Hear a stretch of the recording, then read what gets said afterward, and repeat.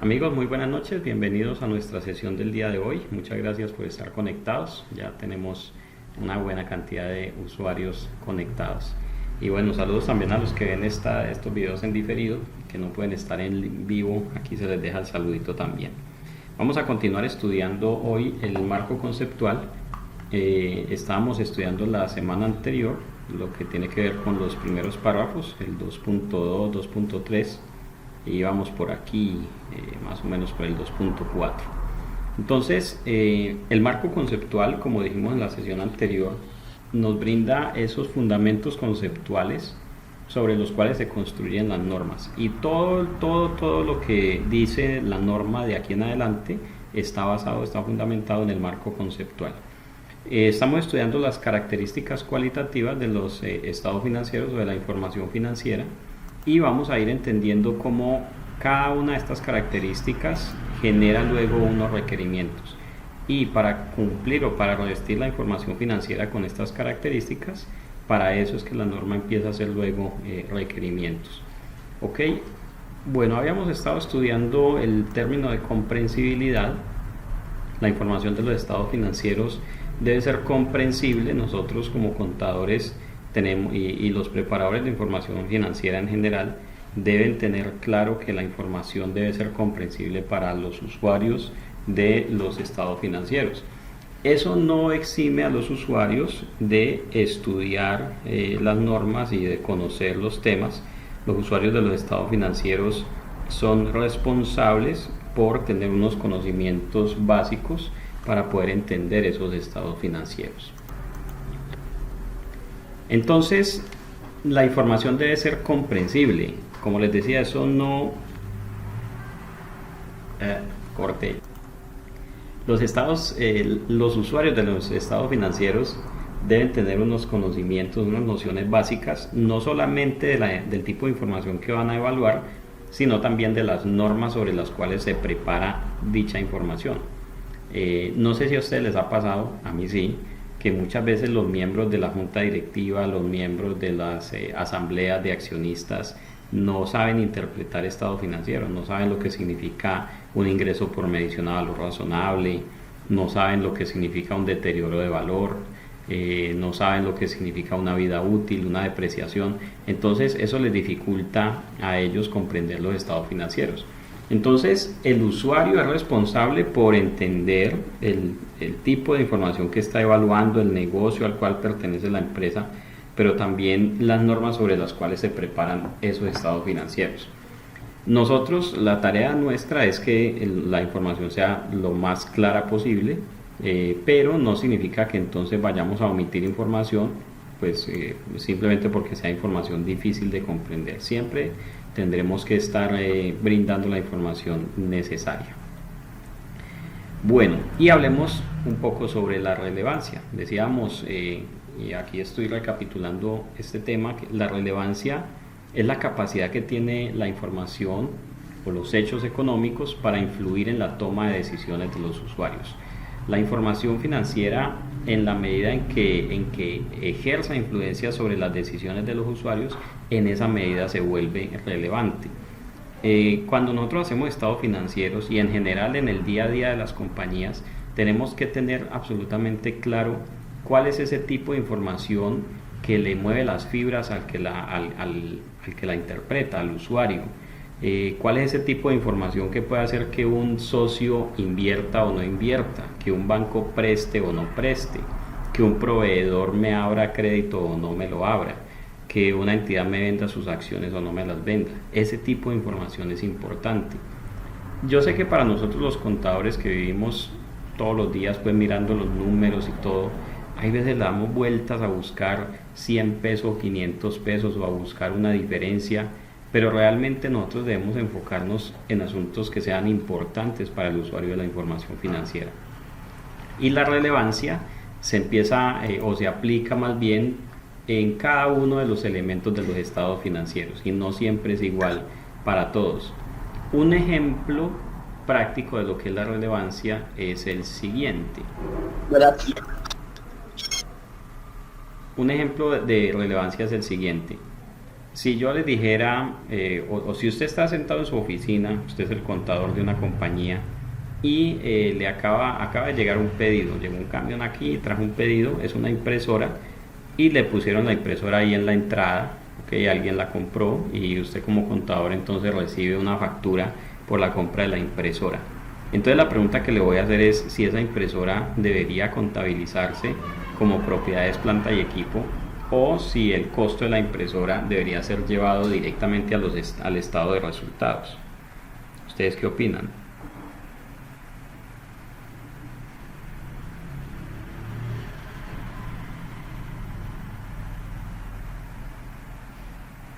¿Qué dicen por aquí los amigos?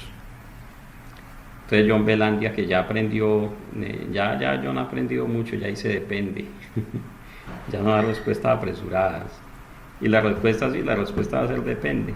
Tenemos que mirar la relevancia que tiene esa erogación, el costo de esa impresora para los usuarios de los estados financieros, para mirar si el impacto que debería tener es un incremento en los activos o simplemente llevarla o contabilizarla como un gasto.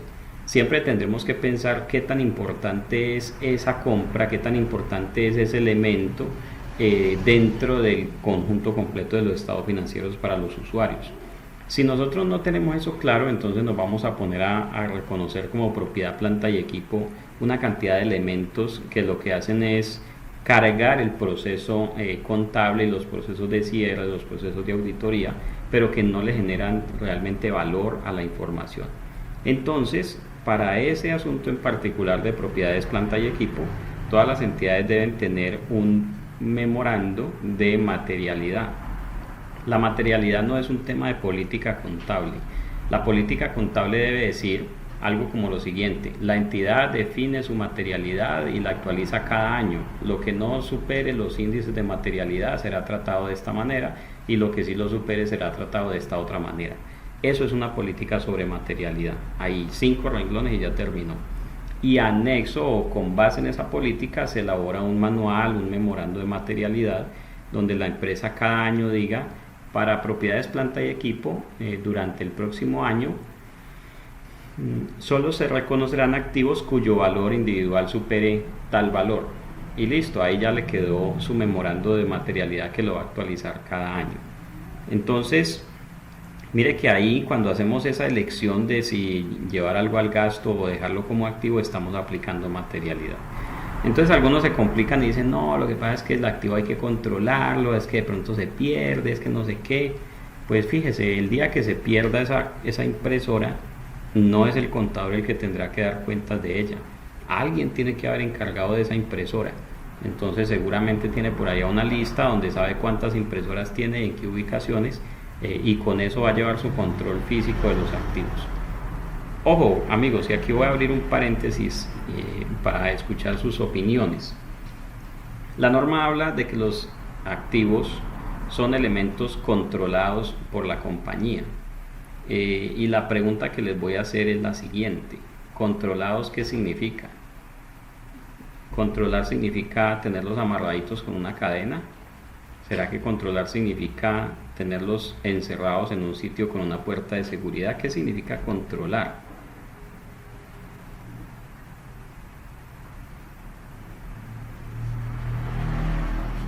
¿Qué dice por aquí mi amigo John? Si alguien quiere prender el micrófono, con mucho gusto me avisa y yo por acá le doy acceso al micrófono.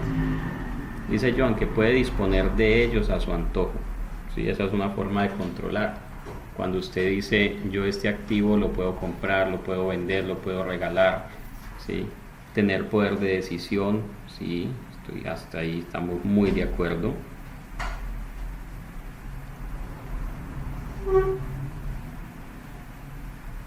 ¿Qué más dicen? ¿Qué más dicen?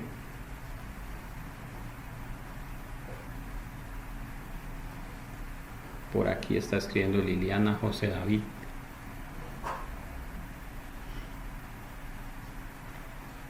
Poder usarlos, sí. Entonces, fíjese que el control no significa un tema físico, ¿ok? claro, el tema físico pues tiene mucho que ver, pero no necesariamente un tema físico. Entonces, cuando la gente me dice que es que tienen que contabilizar los activos, que para poderlos controlar, esa no es la forma de controlar un activo. ¿Sí? Un activo se lo roban aunque esté contabilizado o no. Un activo se lo roban aunque esté en el módulo o no esté, aunque tenga placa o no tenga placa, ¿ok? Entonces, si lo que queremos es controlar físicamente los activos, esa es una labor administrativa, no contable, ¿ok? El control del que hablamos nosotros en los estados financieros es un control financiero, y básicamente, si teorizamos un poquito sobre el tema, el control tiene que ver con el impacto financiero que tiene la adquisición o la disposición de un activo. Entonces, en el caso anterior que les mencionaba, si compramos una impresora y nos gastamos 1.000.000 de pesos, nosotros, los contadores y los preparadores de información financiera, lo que vamos a mirar o analizar es si ese 1.000.000 de pesos debería impactar el estado de resultados, o si ese 1.000.000 de pesos debería incrementar el valor de los activos. Y para eso entonces que vamos a usar el concepto de materialidad. Ya si la impresora se pierde o no se pierde, eso no es problema del contador. No es al contador a quien le van a preguntar por esa impresora, es más bien al encargado de cuidarlas, al vigilante, ¿sí? A menos que usted sea contador vigilante, no sé.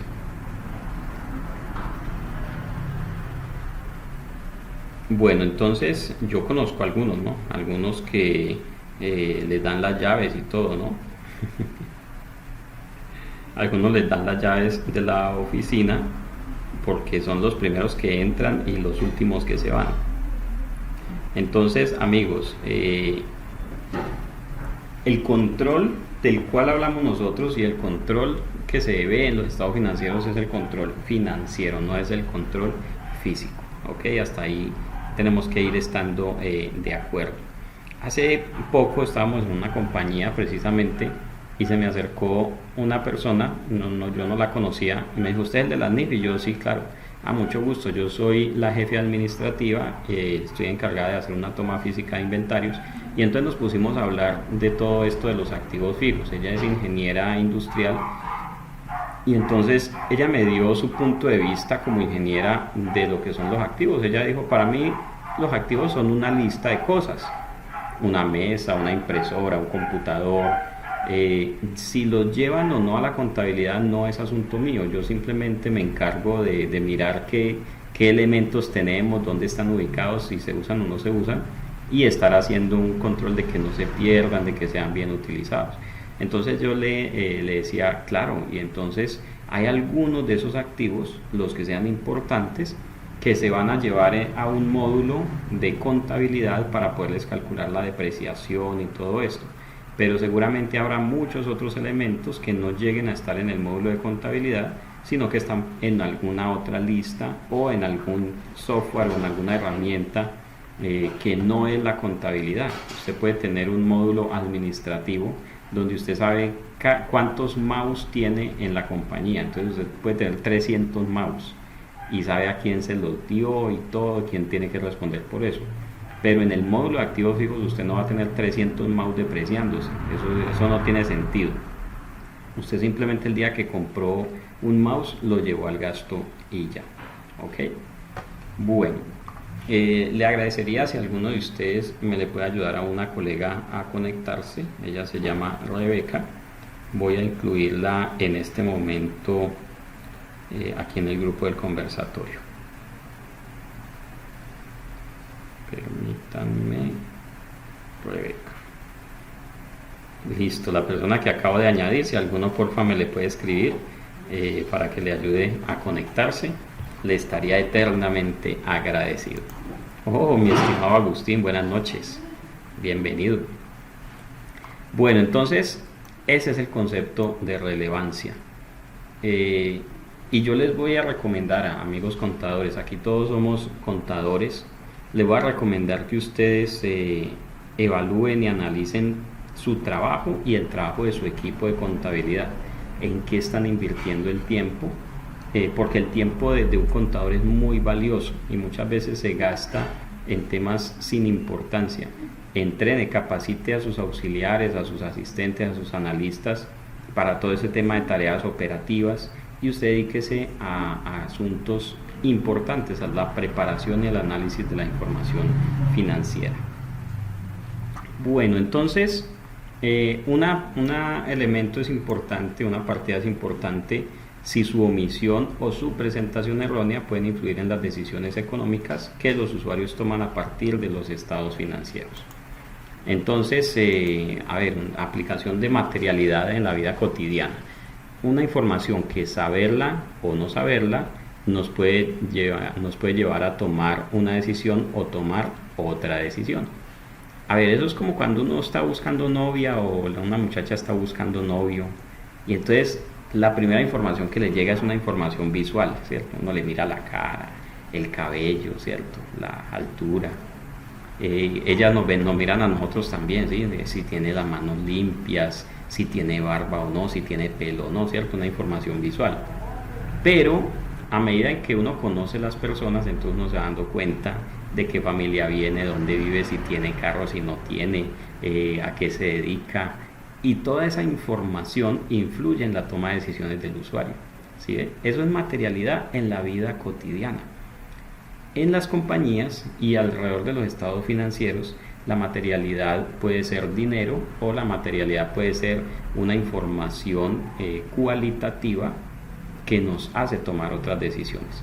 Entonces, ahora suponga que usted es un analista de crédito de una entidad, ustedes venden mercancía y abren cupos de créditos, y usted como director financiero le han encargado la labor de analizar si a un cliente se le puede dar crédito o no se lo tienen que negar. Entonces usted pide los estados financieros del cliente, y los estados financieros del cliente muestran pues un comportamiento muy modesto, unos ingresos pues no muy altos. Buenas noches, Jorge, que nos saluda desde el Ecuador, muchas gracias por saludar. Entonces usted mira los estados financieros y encuentra que los ingresos y las ganancias son realmente pues bajas, pero cuando usted mira las notas a los estados financieros, encuentra una información que dice: la empresa acaba de firmar un convenio de suministro de tales materiales. Ese contrato nos generará ventas anuales por la suma de $3 millones, y se estima que las utilidades van a ser de alrededor del 40%.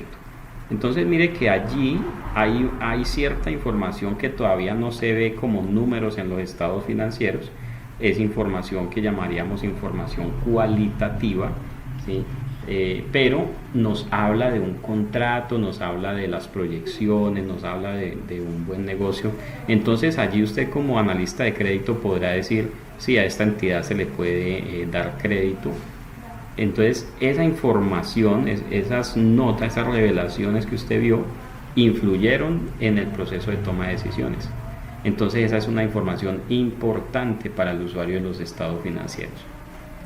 Entonces la materialidad no es solamente la magnitud de la partida, sino también su naturaleza, ¿ok?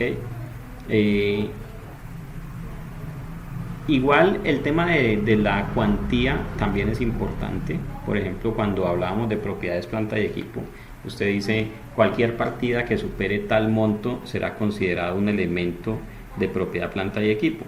Ahí usted está hablando de una materialidad en términos cuantitativos, pero también usted podría decir una información es importante cuando cumpla esto, cuando cumpla lo otro, o cuando tal indicador nos lleve a tal consecuencia. José David pregunta: cuando la información es relevante y no es material, si es relevante es porque es material, ¿ok? Si algo no es material, mejor dicho, si algo es importante, pues es material, no existe lo uno sin lo otro. Si hay una operación muy importante para la compañía, pero hoy no está generando impacto en los estados financieros, pero lo va a generar, es relevante en la medida en que decirle a eso a los usuarios pueda llevarlos a tomar decisiones distintas a las que tomarían si no conocieran esa información. por ejemplo, la información sobre un contrato, la información sobre un proyecto, sobre un negocio que está por llegar o que ya se firmó. Eso es información importante. Si es algo cuyo impacto es muy pequeño en los estados financieros y nunca va a llegar a mayores, pues simplemente va a ser algo inmaterial. Buenas noches, colega Rebeca, ya se pudo conectar. Qué alegría tenerla con nosotros. Entonces, la información es relevante y es si es material, y es material si es relevante. Si es una información insignificante que a nadie le importa y no influye en nada para nada, pues es una información que es irrelevante, así de sencillo. Y esa relevancia y materialidad puede ser un tema de la cuantía o puede ser un tema de la naturaleza. ¿Ok? Bien. Bueno, me confirman porfa que todos me estén oyendo. ¿Todos me oyen? Pues voy a escribir porque si alguien no me oye no va a poder contestar. Bueno, y dice por aquí Claudia Marcela: ¿el concepto de materialidad se encuentra inmerso en los conceptos o debe especificarse en las políticas? Bueno, entonces en las políticas contables uno va a encontrar algún subtítulo que diga materialidad, así de sencillo. Pero entonces allí no va a decir es que un activo se contabiliza si vale más de 1 millón de pesos. Nada, la materialidad no es solamente que valga más de 1 millón de pesos y ya.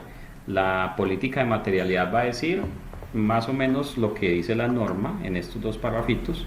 La política va a decir que la entidad va a evaluar si la información es material en cuanto o en relación con la capacidad que tenga esa información de influir en la toma de decisiones de los usuarios. Y allí, punto aparte, la entidad va a escribir o va a decir cómo es que calcula la materialidad. Por ejemplo, la entidad usará un tope de materialidad cuantitativa igual al 5% de las utilidades promedio de los últimos 3 años. Y además la materialidad va a ser aplicable a cada uno de los elementos de los estados financieros. Por ejemplo, cuando usted está haciendo estados financieros, en el estado de resultados usted va a empezar a detallar las partidas. Usted puede hacer un estado de resultados muy condensado o muy detallado. Para eso usted utiliza el concepto de materialidad. Entonces no es lo mismo decir ingresos ordinarios 2.000 millones que decir ingresos por ventas 500, ingresos por servicios 1.200, ingresos por dividendos tanto. Entonces esa decisión de ir detallando las partidas depende de la materialidad que tengan esas partidas dentro de ese total. Entonces, en ese caso particular, en las políticas de presentación de estados financieros, usted va a decir cuál es la materialidad para que una partida sea detallada, o sea, informada por separado en los estados financieros. La materialidad también se va a usar para decir qué partida voy a explicar en las notas a los estados financieros, para que no resulte yo explicando la variación por allá de un ingreso no operacional de 500.000 pesos. Entonces la política sobre presentación de estados financieros va a decir de qué valor en adelante usted va a revelar información adicional sobre cualquier partida.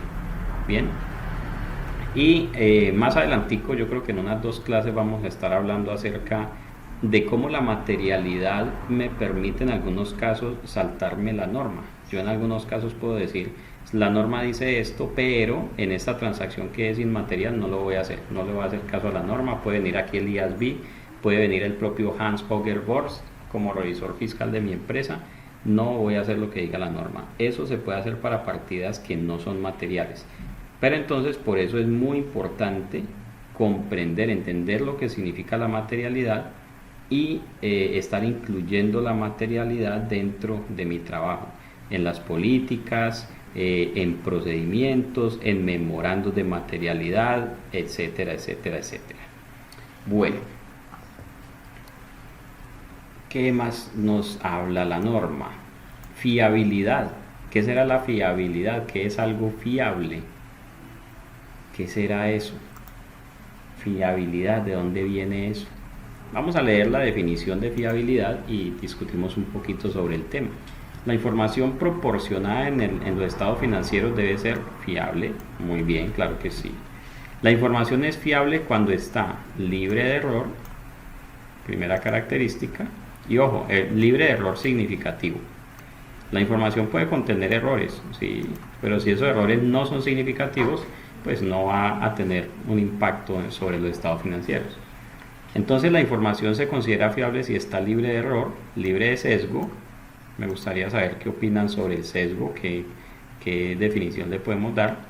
Y además que representa fielmente lo que pretende representar.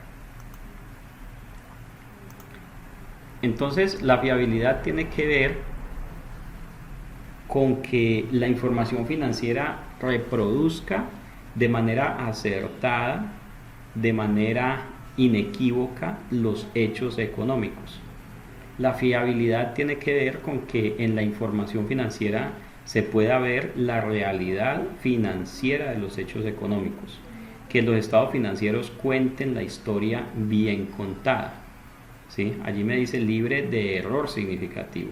Dice Claudia, sesgo orientada a una situación puntual. Claro, uno dice, esa opinión está sesgada. Es porque esa opinión está influenciada por un interés particular de quien la está dando. Entonces, yo como preparador de la información financiera, yo no puedo pensar en hacer unos estados financieros que queden de cierta manera para que beneficien a cierta parte. Es muy común escuchar, por ejemplo, que alguien diga, venga, pero esos estados financieros así como están no me favorecen. Es que los estados financieros no son para favorecer a nadie, son para mostrar la realidad. No, esos estados financieros que usted me está haciendo no me sirven para lo que necesito. Pues es que los estados financieros no son una herramienta para que usted logre un objetivo en particular. Los estados financieros lo que hacen es informar lo que ha sucedido de acuerdo con unas normas que dicen cómo informar esas situaciones. Entonces, dice Gabriel, el sesgo es una inclinación de una balanza hacia un interés, claro. Una información sesgada es una información en la cual el usuario pretende que los demás tomen ciertas decisiones. Entonces, cuando un empresario quiere bajar o incrementar las depreciaciones para subir o bajar las utilidades, ahí ya está haciendo que la información contenga sesgo. Es que lo que pasa es que voy a licitar, entonces necesito que mi endeudamiento no supere el tanto por ciento. Pues los estados financieros no son para eso. Los estados financieros informan la realidad. Si su endeudamiento es del 90%, pues así se va a ver en los estados financieros. Entonces me consigo otro contador que sí firme, usted molesta mucho. Bueno, realmente ese es nuestro trabajo, hacer que los estados financieros muestren esa realidad financiera, no la realidad que quiera mostrar el empresario, porque entonces allí tendríamos información sesgada. Muy bien.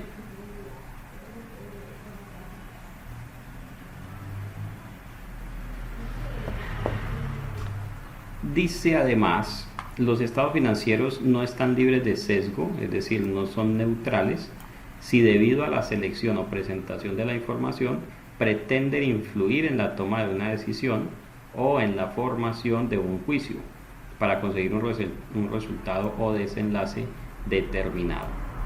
No, es que como vamos a vender la compañía, entonces necesitamos mostrar utilidades. ¿Cómo así? Pues si usted necesita mostrar utilidades, tiene que ganárselas primero, tiene que vender mucho y bajar los costos y así genera más utilidades. Pero los estados financieros no se pueden usar para manipular la opinión o el juicio de los usuarios de la información. Eso sería sesgo y eso haría que los estados financieros no sean fiables. Y ojo, los que de aquí sean revisor fiscal, yo sé que aquí hay muchos que son revisor fiscal o que alguna vez lo han sido. Usted como revisor fiscal es un dictaminador independiente, usted tiene que tomar los estados financieros de la entidad y a través de un dictamen usted manifiesta si esos estados financieros son razonables o no. Para usted decir eso, usted ha tenido que hacer una evaluación de qué ocurrió en la compañía durante el año para poder saber si eso que ocurrió está reflejado de manera fiable en esos estados financieros. Si la información no muestra esa realidad financiera, usted no debería dictaminar en limpio, usted debería dictaminar con una salvedad o con un dictamen adverso, o simplemente abstenerse de opinar en caso en que no sea posible, o abstenerse más bien de emitir un dictamen en caso de que no sea posible hacerlo. Imagine que usted sea revisor fiscal de una empresa y la empresa lleve un año sin llevar contabilidad. Usted pide los estados financieros y no están, la información está atrasada, pues usted no puede, usted tiene que emitir un dictamen, pero va a decir que no fue posible dictaminar. Es una abstención de dictamen, ¿ok? Eso es algo así como una declaración en ceros, podría ser. Un dictamen, incluso usted puede dictaminar aún sin haber estados financieros. Usted está absteniéndose precisamente de un dictamen. Y a esa abstención va y la registra en la Cámara de Comercio y va y la manda a la Asamblea de Accionistas.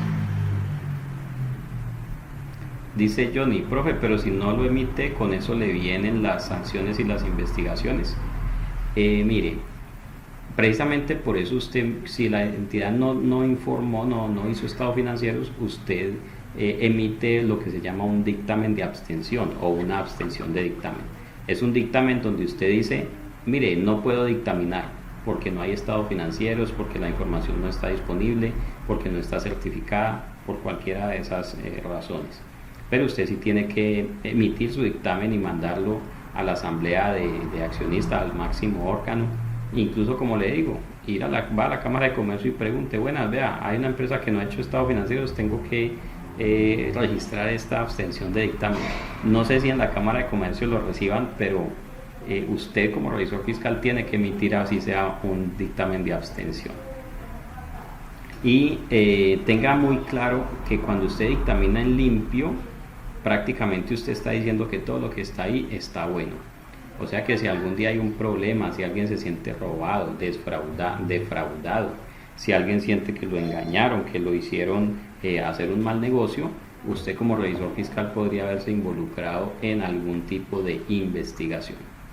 Bueno, por aquí ya se conectó Néstor. Bienvenido, Néstor Uribe, a esta sesión. Creo que es su primer ingreso. Entonces vamos a estar aquí dialogando acerca de las NIF. Siéntase libre de preguntar, siéntase libre de opinar. Los micrófonos están apagados, los de ustedes. Si alguno quiere participar, entonces yo lo que hago es darle entrada al micrófono. Johnny Peláez, primer ingreso también. Uy, pero Johnny me suena que es de los viejos. Este año sí. Bueno, muy bien. Bueno, entonces, esta es la tercera, sí. Esencia sobre la forma. Las transacciones y demás sucesos y condiciones deben contabilizarse y presentarse de acuerdo con su esencia, entiéndase esencia financiera, y no solamente en consideración a su forma legal. Esto mejora la fiabilidad de los estados financieros. Aquí hay un asunto bien interesante. Sobre nosotros los contadores públicos muchas veces recaen algunas responsabilidades que nos da la ley, pero también muchas veces digamos que la sociedad espera de nosotros ciertas actuaciones. La sociedad espera que nosotros como contadores públicos muchas veces seamos los que digamos si algo debe hacerse o cómo debe hacerse. Entonces, por ejemplo, me consultaron hace algunos días una entidad acerca de un contrato que hizo para la venta de un lote, pero no lo hicieron como venta, sino que hicieron un patrimonio, que lo aportaban y no sé qué. Pero cuando miré el contrato de patrimonio autónomo, el contrato decía que había un precontrato, que había un contrato de promesa de fiducia.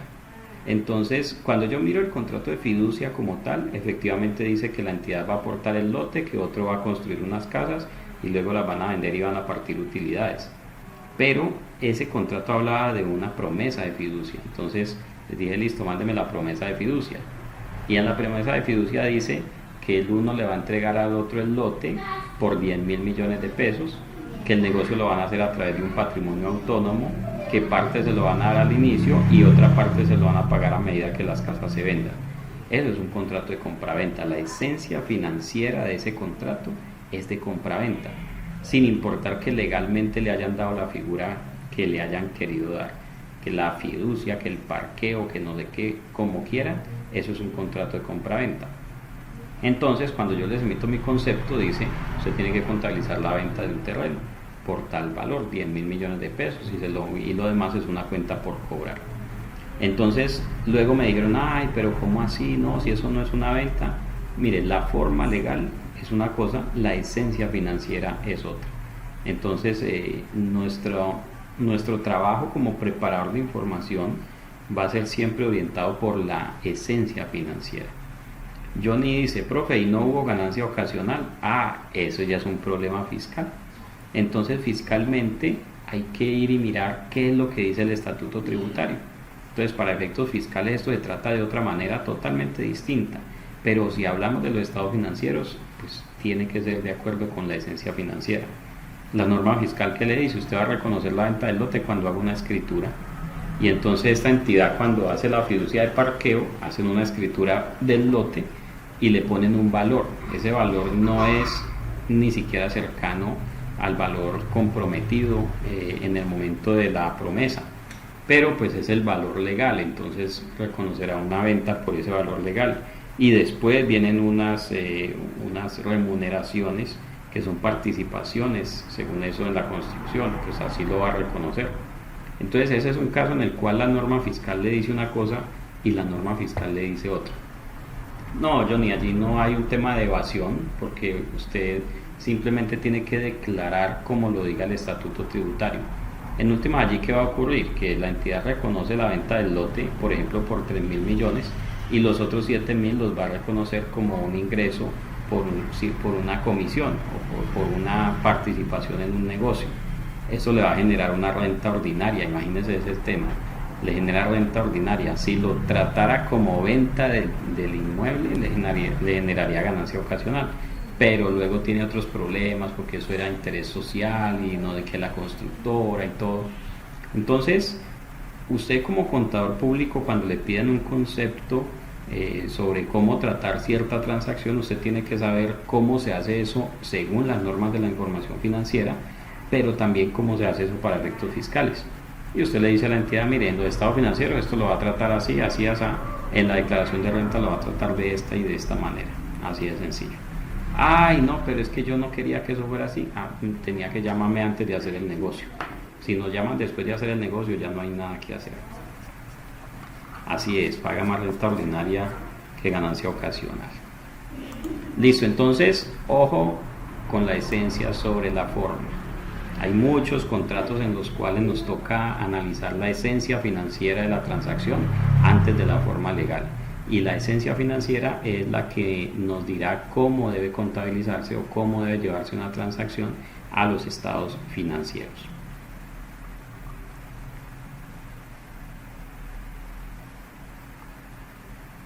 Una de las razones por las cuales la norma habla de la esencia sobre forma, Fanor, ¿me estás proponiendo o me estás preguntando?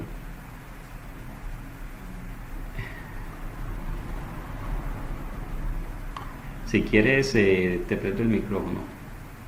Fanor, promover. Fanor, ¿tiene el micrófono?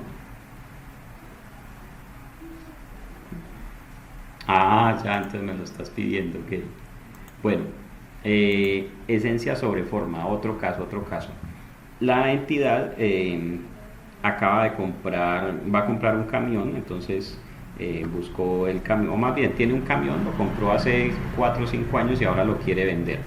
El camión vale 100 millones de pesos y entonces aparece un cliente, es un cliente, una persona que nosotros conocemos, es de buena reputación, y nos dice, mire, yo quiero comprar el camión, pero yo no tengo todavía los 100 millones de pesos, yo tengo 70 millones de pesos y les puedo pagar 30 millones de pesos en cuotas mensuales de A5, o sea que se los pago en 6 meses.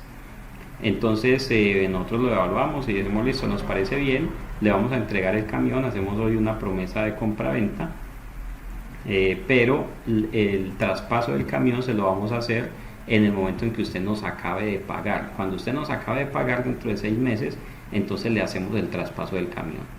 Entonces usted le entregó el camión, en ese momento él se hace cargo de las pólizas, si se vence el SOAT a él le toca comprarlos, si se vencen los impuestos a él le toca pagarlos, etcétera.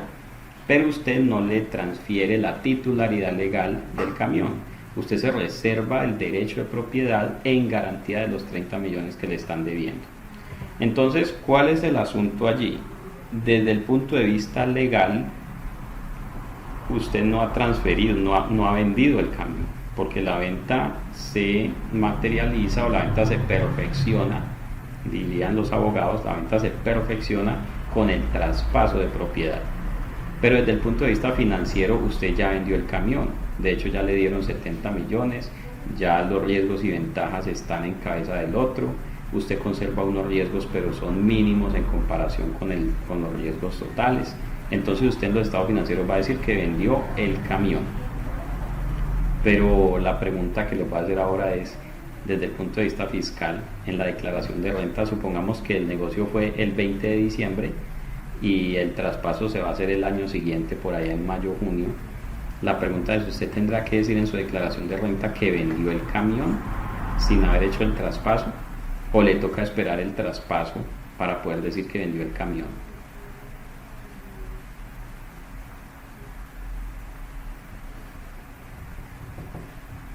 Y ojo que los tributaristas son ustedes, no yo.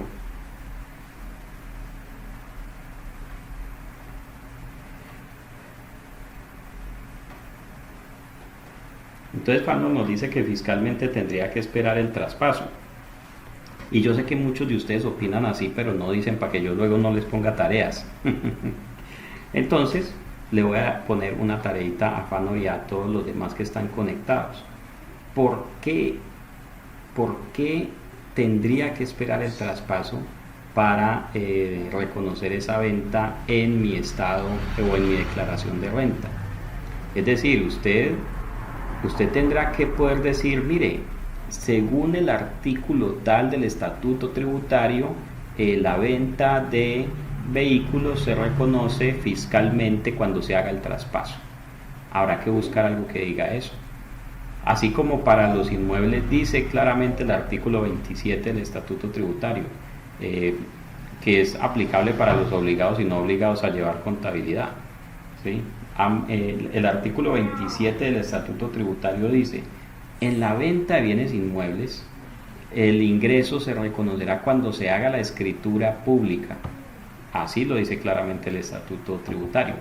Entonces yo le preguntaré a ustedes, colegas, que son los tributaristas, ¿en qué parte del estatuto tributario dice que en la venta de vehículos haya que esperar a que se haga el traspaso para poder reconocer la venta del vehículo? Esa es la pregunta que voy a dejar abierta.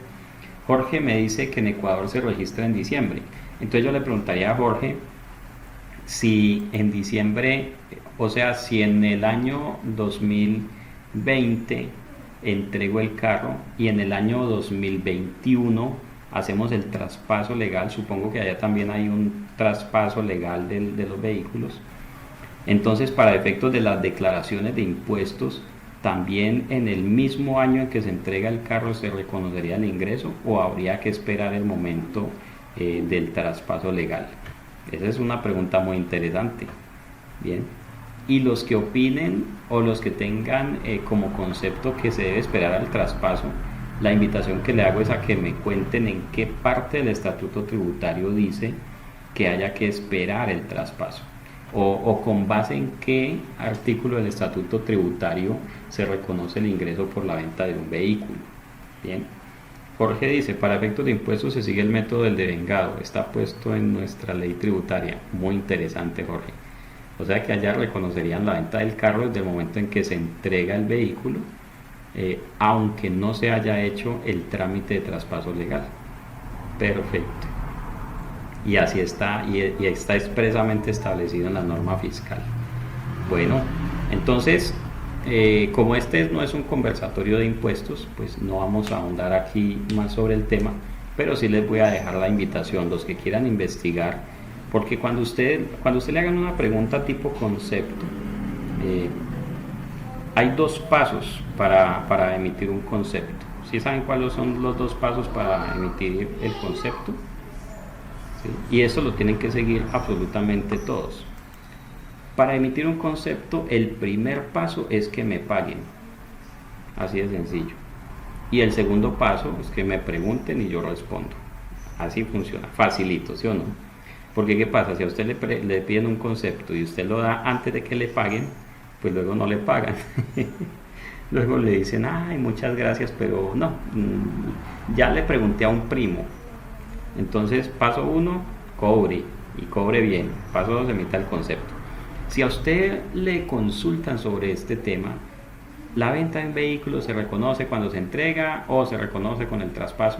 Usted tendrá que poder decir de conformidad con el artículo tal del estatuto o el decreto tal o el no sé qué por aquí, citando la norma, tendrá que decir cuál es la respuesta adecuada o cuál es su concepto sobre el tema. Muy bien, entonces ese es un asunto de esencia sobre forma. También se aplica mucho el tema de la esencia sobre forma en el reconocimiento de los ingresos. Sobre todo aquí en Colombia, yo no sé cómo será en Ecuador, mi amigo Jorge, pero aquí en Colombia hay un dios que se llama factura de venta. Aquí la factura de venta es un dios, para todo hay que venerar la factura, ¿cierto? Entonces hay unas normas estrictas acerca del tema de facturación. De hecho ya estamos en proceso de que todo el mundo haga facturación electrónica, pero aquí la factura es la que manda, es la reina. Entonces muchas veces los negocios se plantean en términos de factúreme. Ay, vea, factúreme tal cosa, así me la vaya a entregar dentro de 6 meses. No, pero factúremela ya, venga, se la pago y en 6 meses me la entrega. Muchas veces entonces nos vemos involucrados en estas discusiones acerca de si un ingreso debe reconocerse en un periodo o en otro, porque seguramente hubo un tema de facturación. Por ejemplo, si hicieron la factura en diciembre, pero la venta se materializó en enero. Entonces, si la venta se materializa en un periodo, pero la factura se hace en el otro, pues habrá que revisar si realmente esa factura quedó bien hecha o si de manera deliberada y de manera no adecuada adelantaron o atrasaron la emisión de la factura. Entonces, esto es una lucha constante con los empresarios, que ellos deben entender que primero se realiza el ingreso y luego sí tiene que ser facturado. Es decir, que los ingresos no se producen porque haya una factura, más bien la factura se produce porque hay un ingreso. Y entonces ahí estamos analizando esencia sobre forma. Caso típico, vendo escobas, tengo una fábrica de escobas y trapeadores, recogedores, limpiapolvos, y entonces de un supermercado me dicen tráigame 100 escobas y yo llevo las 100 escobas con mi facturita de venta, y entonces me reciben las 100 escobas, me firman la factura, pero tenemos un acuerdo que dice que las escobas solamente me las van a pagar si se venden al público, al consumidor final. Si las escobas no se venden, me las devuelven. Entonces mire que allí hay un tema legal. Desde el punto de vista legal, yo hice ya la factura, entonces legalmente ya incluso cobré el impuesto a las ventas, ya me hicieron la retención en la fuente seguramente, pero desde el punto de vista financiero allí no hay una venta, porque ¿cuál es la esencia? Que si no se venden esas escobas a un tercero, no me las pagan. Eso quiere decir que se convierte en una mercancía en consignación. Es un negocio, caso típico de mercancía en consignación, aun cuando se haya hecho la factura de venta. Entonces allí también estamos hablando de la esencia financiera por encima de la forma legal. ¿Ok? Bueno, no sé si tengan algún otro caso que quieran discutir. Dice Néstor, entiendo que para los concesionarios la venta de vehículos que se factura, pero el ingreso se causa hasta la entrega del vehículo. Esto depende, Néstor. Una de las primeras empresas que yo asesoré en el tema de NIF fueron unos concesionarios precisamente, un concesionario Mercedes-Benz aquí en Cali, concesionario Renault y Suzuki en Popayán, y aquí en más. Alguna vez fui auditor para Masco, que es un distribuidor de Mazda, y entonces cuando ya uno llega ya a la realidad, pues hay que hacer estas discusiones. Primero, ¿cómo es el proceso para la venta de un vehículo y cómo ese proceso se materializa en términos de tiempo? ¿Cómo es la temporalidad del proceso? Digamos que en condiciones ideales uno debería poder vincular la emisión de la factura con el reconocimiento del ingreso y con la venta del producto, con la entrega del producto. Pero cuando vendo vehículos, estos sucesos no ocurren al mismo tiempo. Entonces, ¿cuál es el proceso? Depende si el comprador es hombre o mujer, ¿no? Mentira, y por ahí algunos se enojan conmigo porque hago chistes de hombres y mujeres, pero pues sí somos distintos. Pero bueno, supongamos que yo voy por la calle y digo, me voy a comprar un carro, quiero comprarme un carro. Entonces paso por el concesionario y digo, este me gusta, este color, este modelo, no sé qué. Y entonces entro al concesionario y le digo, quiero un carro. Pues el concesionario no me va a decir, bueno, pase la plata y lléveselo. No, hay que agotar primero un proceso. Entonces me van a decir, bueno, ¿lo va a comprar de contado o lo va a comprar financiado? Bueno, lo voy a comprar financiado o lo voy a comprar de contado. Si lo va a comprar de contado, entonces me van a decir, listo, usted debe transferir a esta cuenta o girar un cheque a nombre de tal. Si lo voy a comprar financiado, me van a pedir una cuota inicial y entonces un banco, entidad financiera o compañía de financiamiento comercial me va a dar una carta de crédito. Una vez agotado eso, entonces ya digo, listo, quiero pero yo lo quiero en color rosa, porque es para regalárselo a mi hija y a ella le gusta mucho el color rosa. Entonces me dicen, pero rosa no hay que pedirlo a la fábrica. Y se demora 1 mes y medio. Yo ya pagué, por ejemplo, ya di toda la plata, giré el cheque, pero el vehículo no está disponible. Entonces ellos todavía no pueden decir que ya lo vendieron. Dentro de 1 mes me dicen, mire, su vehículo ya llegó a Colombia, está en el puerto, está nacionalizándose, y por allá al mes y medio me dicen, listo, ya lo tenemos aquí disponible, ahora venga para que firme el traspaso. En ese momento ellos tienen que emitir la factura de venta. En los concesionarios emiten primero la factura y luego se hace el traspaso. Entonces emiten la factura y supongamos que en el momento de la emisión de la factura es 27 de diciembre. Y emitieron la factura, el carro ya está allí en el concesionario, falta echarle aceite y gasolina y ya. Entonces firmamos el traspaso el 27 de diciembre, se compra el SOAT y hay que esperar al día siguiente. Entonces el 28 ya está listo el SOAT y el 29 iban a hacer el traspaso, pero el mensajero se le pinchó la moto, entonces no alcanzó a llegar al tránsito y el 30 ya no había servicio, ya tocaba esperar al 2 de enero.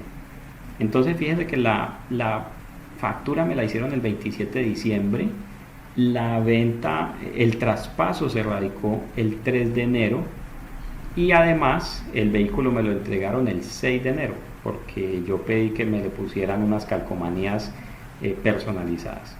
Entonces facturación 27 de diciembre, traspaso 3 de enero, entrega 6 de enero. ¿Cuál es la esencia financiera de todo esto? Y esto lo estudiaremos más en detalle cuando estemos en la sección 23 de ingresos. El ingreso se reconoce cuando el comprador haya entregado al vendedor los riesgos y ventajas asociados con el vehículo. Y entonces la mayoría de personas piensa que los riesgos y ventajas es entregarle el carro. No necesariamente. No necesariamente. Porque incluso yo puedo reconocer el ingreso sin haber entregado el carro. Lo único que me estoy reservando es el carro. Pero por ejemplo, después de que hayamos hecho negocio y de que yo haya firmado unos documentos, si los precios de esos vehículos suben, a mí ya no me pueden subir el precio. Yo me estoy beneficiando. Pero también si los precios de los vehículos bajan, a mí no me van a devolver plata. Me estoy perjudicando, estoy sufriendo ese riesgo. Si sale un modelo nuevo más bonito y más potente, pues yo ya tengo que conformarme con el que compré. Entonces los riesgos y ventajas no son solamente la tenencia física del vehículo.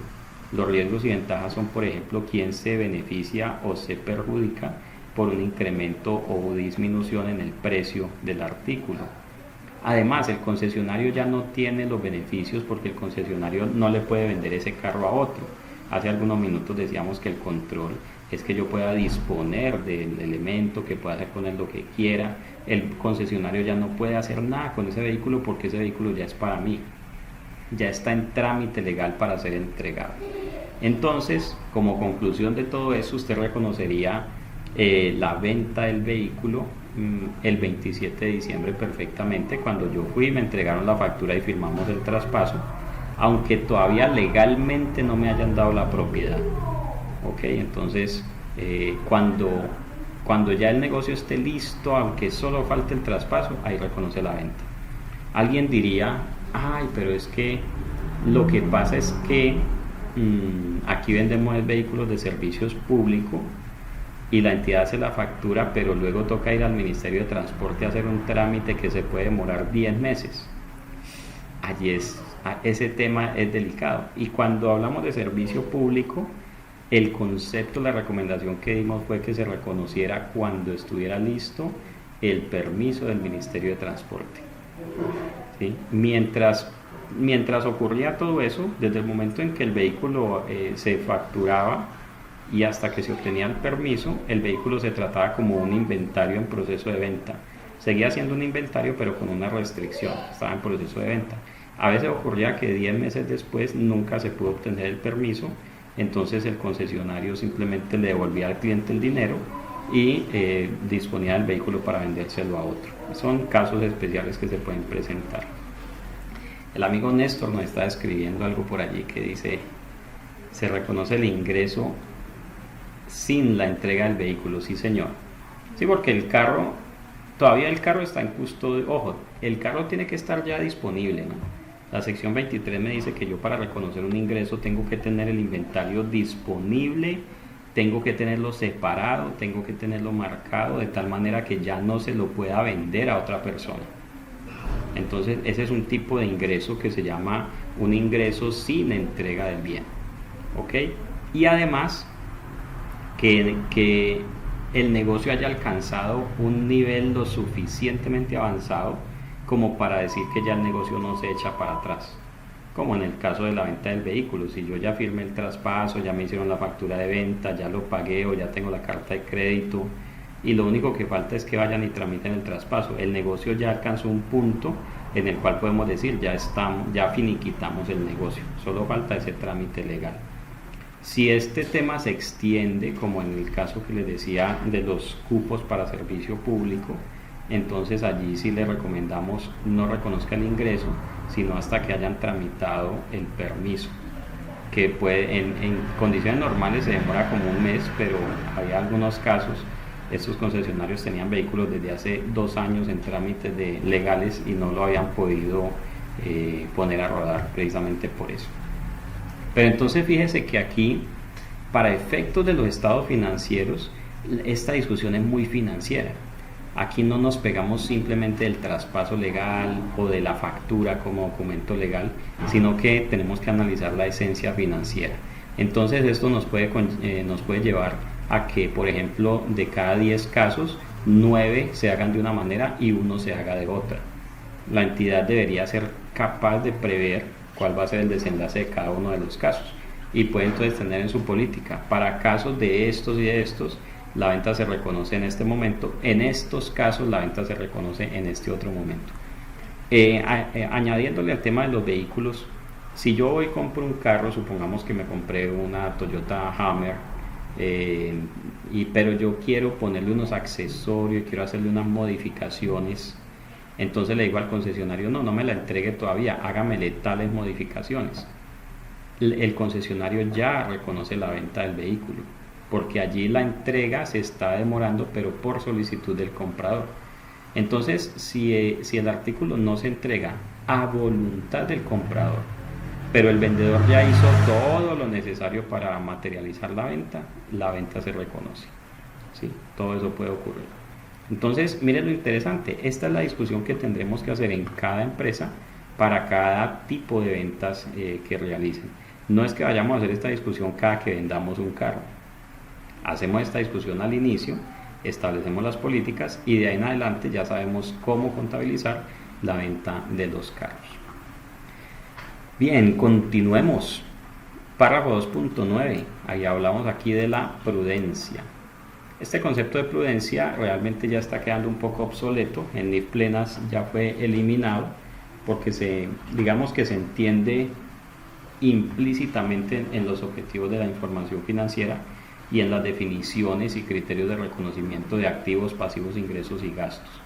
En la NIF para pymes todavía lo conservamos, creo que en la próxima actualización seguramente desaparece. Pero básicamente la prudencia lo que me orienta es que yo debo, cuando hago juicios sobre la información financiera, debo hacer todo lo posible para no sobreestimar los activos y los ingresos y para no subestimar los pasivos y los gastos. Es un concepto un poco redundante porque la definición de ingresos es suficiente como para que yo no esté reconociendo más ingresos de los que son. La definición de activos es suficiente como para que yo no esté reconociendo activos que no existen y así sucesivamente. Entonces, la norma nos dice: las incertidumbres que inevitablemente rodean muchos sucesos y circunstancias se reconocen mediante la revelación de información acerca de su naturaleza y extensión, así como por el ejercicio de prudencia en la preparación de los estados financieros. Prudencia es la inclusión de cierto grado de precaución al realizar juicios necesarios para efectuar estimaciones requeridas bajo condiciones de incertidumbre, de forma que los activos o los ingresos no se expresen en exceso y los pasivos y los gastos no se expresen en defecto. Sin embargo, el ejercicio de la prudencia no permite infravaloración deliberada de activos o ingresos o sobrevaloración deliberada de pasivos o gastos. En síntesis, la prudencia no permite el sesgo. Entonces, fíjense en este caso. Una entidad compró una máquina que le costó $1.000.000, lo que sería en pesos colombianos. Con esa disparada que se pegó el dólar ya estaríamos como en 3.800 millones de pesos. Entonces compramos un equipo de $1.000.000. Todos los estudios nos llevan a concluir que el equipo tiene una duración de 10 años y a los 10 años ya no sirve para nada, entonces lo vamos a depreciar a 10 años y sin valor residual. Su depreciación serían 100.000 por año. Pero el gerente dice: no, ¿sabe qué? Yo quiero depreciar ese equipo antes, yo quiero depreciarlo a 5 años. Porque pues usted sabe que enseguida los socios empiezan a pedir que les distribuya utilidades.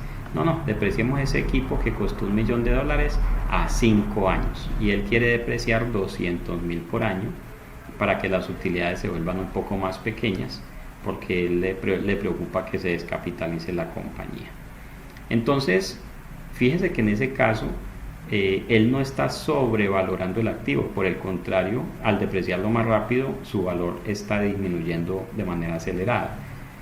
Sí, pero tampoco es adecuado infravalorar los activos.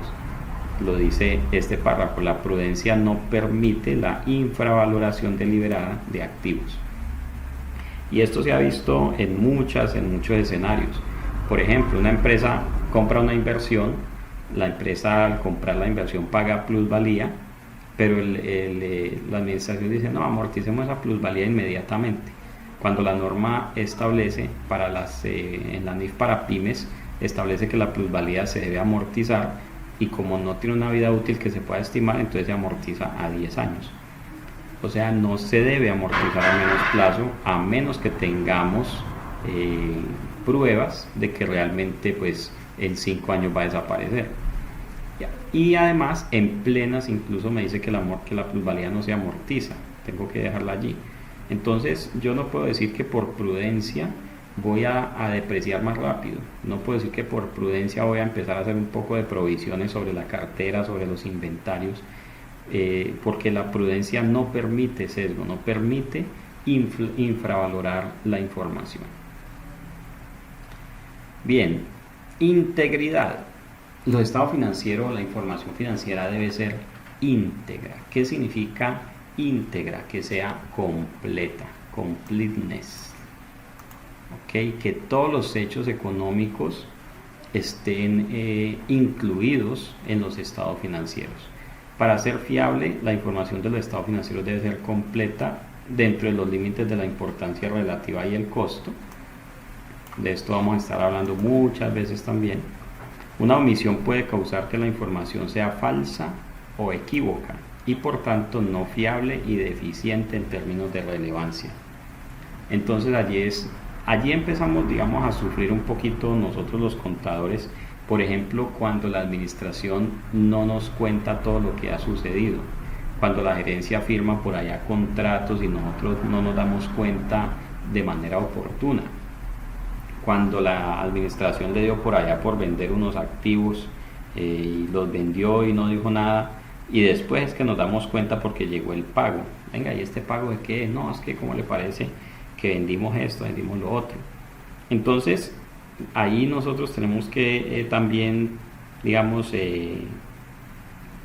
requerir a la administración, requerir a la gerencia para que nos certifique, por ejemplo, que nos ha dado a conocer toda la información sobre los hechos económicos acaecidos durante el periodo. Y eso muchas veces se convierte en un reto y en un gran riesgo para nosotros como contadores o como revisores fiscales o como auditores. Las contingencias jurídicas, dice Néstor, son un ejemplo de situaciones que se pueden tratar de ocultar en los estados financieros. Entonces nosotros como contadores, cuando usted firma los estados financieros, usted está diciendo que esos estados financieros están completos, que todos los activos, pasivos, ingresos y gastos fueron incluidos para determinar el desempeño financiero y la situación financiera a un periodo de corte. Entonces usted tendrá que valerse de ciertas herramientas para darse cuenta si en realidad esos hechos económicos han sido incluidos o no en los estados financieros. Comparabilidad. Sobre la comparabilidad, por allá el párrafo 317 o 318 de la NIC para pymes, y la NIC 1 también lo establece así: todos los estados financieros tienen que presentarse de manera comparativa, ¿sí? Y le cuento, por ejemplo, hay gente que hace el estado de flujos de efectivo 2000, ahorita estamos haciendo 2019-2018, y arrancan con el saldo inicial del efectivo al 2018 y llegan al saldo final, saldo inicial del efectivo al 2019, o sea, al cierre del 18, y llegan al efectivo al cierre del 19. Allí no hay estado financiero comparativo. Usted tiene que iniciar con el saldo inicial del 2018, el final del 2018, ahí tiene el flujo efectivo de un año, y el inicial 2018 con el 2019 con el final 2019, ahí tiene el estado de flujo de efectivo del 2019. Entonces el flujo de efectivo comparativo incluye los 2 años. Para este caso, el flujo de efectivo de todo el año 2018 y de todo el año 2019. Lo mismo el estado de cambio en el patrimonio, debe ir comparativo. Entonces usted dice patrimonio al inicio del 2018 más movimientos llega al cierre del 2018, más movimientos llega al cierre del 2019. Es muy común encontrar estados financieros publicados donde el flujo de efectivo y el estado de cambio en el patrimonio se presentan sin comparación. Los usuarios deben ser capaces de comparar los estados financieros de una entidad a lo largo del tiempo. Por esto es que luego se piden estados financieros comparativos para identificar tendencias de su situación financiera y de su rendimiento financiero. Y también deben ser capaces de comparar los estados financieros de entidades diferentes para evaluar su situación financiera, rendimiento y flujo de efectivo.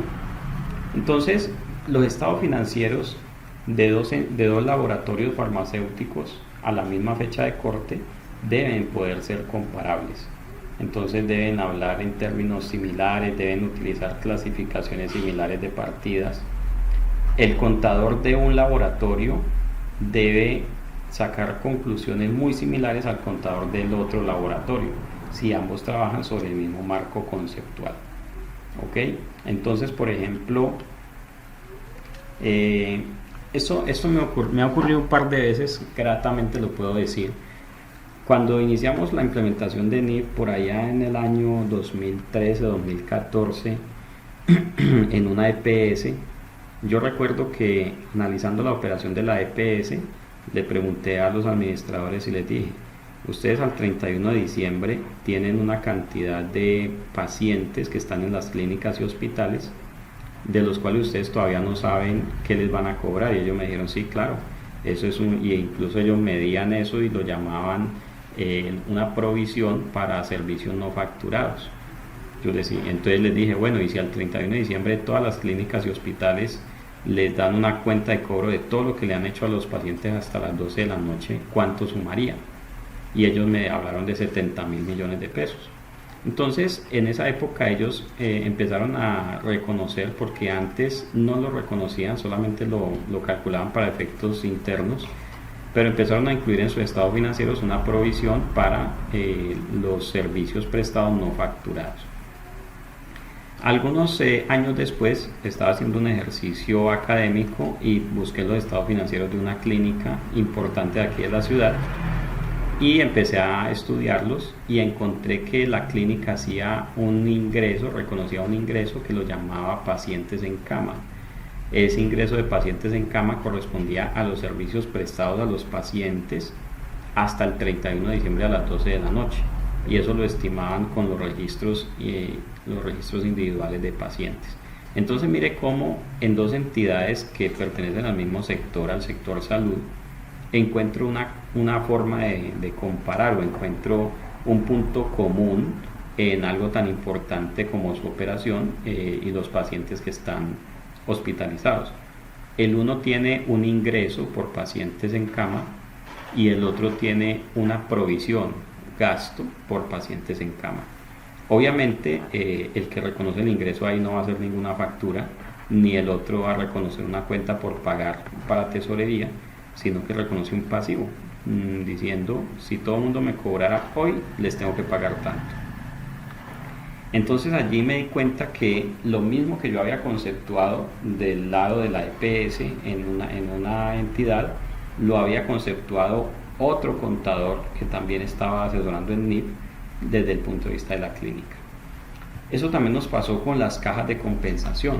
Bueno, el amigo Jorge no conoce las cajas de compensación seguramente.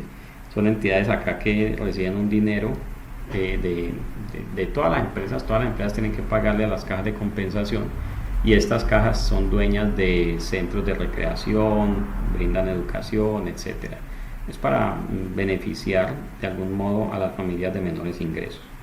Entonces, cuando iniciamos la discusión de las cajas de compensación, empezamos a analizar su operación y encontré que los ingresos que ellos reciben del 4% que les dan los empleadores, eso no debería reconocerse como ingreso sino como pasivo, y ese fue el concepto allá en el año 2013.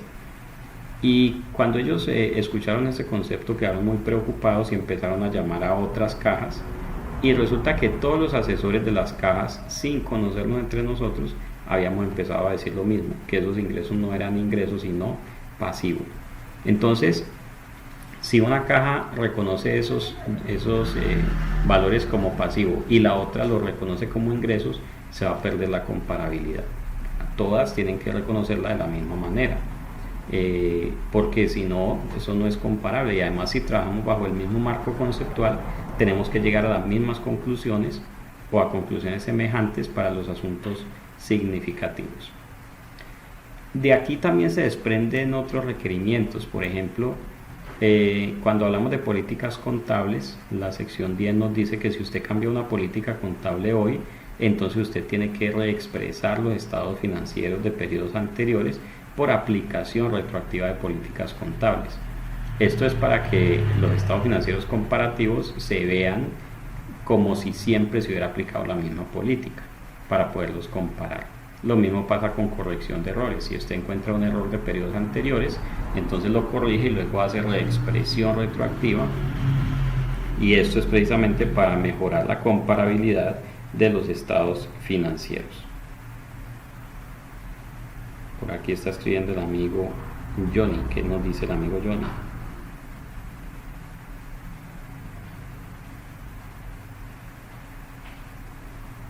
Que si de esto que estamos hablando lo pueden tomar como sesgo.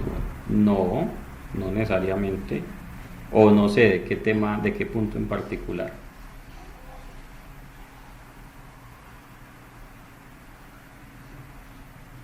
No, la reexpresión no significa sesgo. Por el contrario, cuando uno encuentra un error, debe corregirlo. Si no lo corrige, entonces seguramente sí va a ser un estado financiero sesgado. Algunos dicen, no, pero es que corregir eso nos va a hacer ver mal, que no sé qué. El hecho de que ya se hayan emitido, me dice Johnny, ¿qué pasa si? Porque es que ya se emitieron. No, precisamente usted los emite y pudieron haber quedado con un error. Al año siguiente encuentra el error y su deber es corregirlo. Yo lo que esperaría es que sea un error involuntario, porque si ha sido un error voluntario, pues ahí ya estamos hablando de otros temas, podemos llegar a hablar del tema de fraude incluso, pero sería más sesgado si encuentra el error y no lo corrige, porque no, qué pena, imagínese con los socios, qué pena con los proveedores, con los bancos. Si usted no corrige un error importante habiéndolo encontrado, más bien ahí sus estados financieros sí van a estar sesgados. Y Néstor dice, y tributariamente otro cuento. Así es, claro que sí. Porque para efectos fiscales, mire lo que ocurre tan interesante para el tema fiscal. Usted fiscalmente dice, si usted encuentra hoy que tiene un ingreso de años anteriores que no lo había reconocido por algún motivo, entonces usted en los estados financieros simplemente dice, voy a corregir esto y voy a reexpresar mis estados financieros del año en que se cometió el error y de ahí en adelante. Pero desde el punto de vista fiscal, ¿qué dice la norma? Usted tiene que ir a su declaración de renta del año en el cual omitió el ingreso y tiene que hacer una corrección de la declaración de renta y pagar la respectiva sanción. Si usted lo que encontró es un gasto de periodos anteriores, en la declaración de renta usted tendrá que devolverse al periodo donde cometió el error, incluir allí la deducción, recalcular su impuesto y podrá tener un saldo a favor o un menor valor a pagar. Ojo, si es un ingreso, lo obligan a corregir. Si es una deducción, usted simplemente puede decir, no me la tomé, ya no me la tomo. Nadie lo puede obligar a que se tome una deducción si usted no quiere. Y ahora entonces Johnny me está poniendo zancadilla y me dice, profe, ¿y qué pasa si ya quedó en firme? Y yo le voy a poner otra más brava. ¿Qué pasa si ya se pasó la oportunidad para corregir declaraciones de impuestos? Porque usted sabe que las declaraciones de impuestos se pueden corregir en los 3, hoy en día creo que son 3 años después del vencimiento para declarar o la presentación. Antes eran 2 años, pero la declaración queda en firme en 5 años. John dice, depende, a veces 2, a veces 3. Ya recuerdo, si tienen pérdida fiscal es distinto y todo eso, si se han compensado. Entonces puede ser que ya usted no tenga oportunidad de corregir la declaración. Ahí que le toca hacer, encomiéndese al santo de su devoción y que no vaya a llegar por aquí la DIAN, o en Ecuador es el Servicio de Rentas Internas, ¿cómo es que llama allá en Ecuador, don Jorge? No sé, no me acuerdo. Si ya pasó el término y ya usted no puede modificarla, pues ya le toca dejarla así. Algunos pensarán, ¿no? Pues si era un gastico del año 2017 y no me lo tomé, me lo voy a tomar en el 2019. Ojo, no se debe hacer, porque si lo pillan, pues le van a hacer rechazar la deducción. Servicio de Rentas Internas en Ecuador, muy bien. IRS en Estados Unidos, exactamente lo mismo, pero en inglés. Bueno, entonces, por motivos de comparabilidad es que me piden que haga la reexpresión retroactiva en mis estados financieros. Por aquí me dice John, haya su plataforma web para montar impuestos es eficiente. No, todos sufren por eso. ¿Qué dice Jorge? ¿Funciona bien la plataforma del SRI? Porque yo veo que todo el mundo se queja de aquí para abajo en toda Latinoamérica. Bueno, hablemos de la oportunidad. Y ojo con esto. ¿Qué es la oportunidad en la presentación de información? La oportunidad significa que la información debe presentarse a tiempo. Para que la información sea útil para la toma de decisiones, debe presentarse a tiempo. Si la información se retrasa, pues entonces va perdiendo importancia. Por ejemplo, ahorita mismo estoy trabajando con una empresa haciendo cierre de estados financieros, fusión, implementación de SAP, adquisición, eso les dio por hacer todo al mismo tiempo. Y esta es la época, estamos a 9 de marzo ya y apenas estamos cerrando, bueno, ya de hecho tenemos cerrado el año 2019, estamos en proceso de preparación del informe. Pero imagínense, ya estamos a 9 de marzo, entonces ya pasó enero y febrero. Ya cuando ese informe esté listo, pues ya va a haber pasado un trimestre del año. Entonces la información entre más vieja, entre menos, entre más vieja, menos oportuna. ¿Cuál es la idea? Que la información salga a tiempo. En lo particular, yo sé que a algunos colegas no les gusta que les diga esto, pero por dentro saben que así es. Yo digo que los estados financieros deberían estar listos el 5 de enero, por tardar, ¿sí? O de pronto el 4. ¿Por qué? Porque si usted todo el año hizo todas las facturas, recibos de caja, comprobantes de egreso, contabilizó nóminas, hizo las depreciaciones, yo no entiendo por qué se demoran 2 o 3 meses para cerrar. En el caso mío, voy a sacar mi excusa. La información estaba desordenadísima, nos tocó reconstruir mucho. Pero seguramente si esta empresa me contrata por el resto del año, el próximo cierre de diciembre va a ser muy expedito, muy rápido. ¿Por qué? Pues porque vamos a empezar a acelerar las dinámicas de los procesos contables, porque no hay razón. Si todos los documentos están listos y contabilizados, pues la información tendría que salir solamente con un enter. No, es que a mí me toca reclasificar un poco de cosas, pasar de un lado para otro, entonces está utilizando mal la codificación de cuentas. No, es que a mí me toca empezar a llamar a un mundo de gente para conciliar, pues entonces haga ese trabajo a lo largo del año. Hay muchas herramientas que nos permiten tener un cierre de año mucho más rápido. Entonces la oportunidad tiene que ver con eso, que la información se presente a tiempo. Un retraso hace que la información vaya perdiendo su relevancia.